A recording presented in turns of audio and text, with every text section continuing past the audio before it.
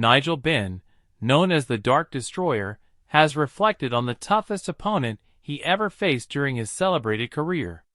Renowned for his relentless aggression and devastating power, Benn retired with an impressive knockout ratio, finishing 35 of his 48 fights by KO.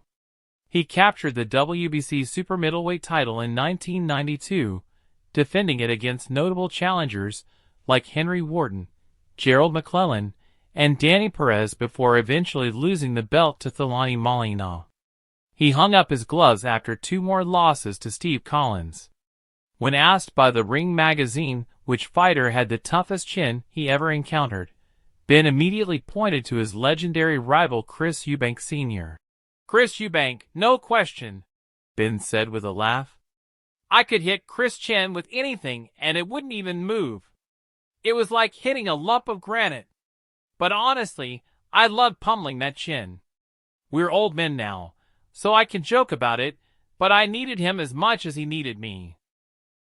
Their rivalry first ignited in November 1990 at the NEC Arena in Birmingham.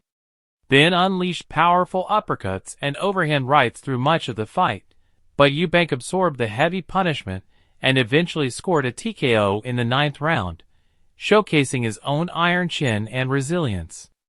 The pair met again in 1993 at Old Trafford for a brutal rematch that ended in a split decision draw.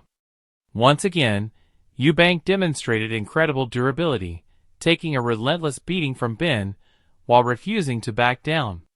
Their battles remain iconic in British boxing history, emblematic of a fierce rivalry built on toughness and mutual respect. The legacy of Benn and Eubank lives on as their sons, Conor Benn and Chris Eubank Jr., continue the family feud. The younger fighters squared off in April and are now set for a rematch in September, carrying forward the intensity and drama that define their fathers' legendary clashes. The Eubank-Benn saga remains one of the sport's greatest stories, bridging generations and thrilling fans worldwide.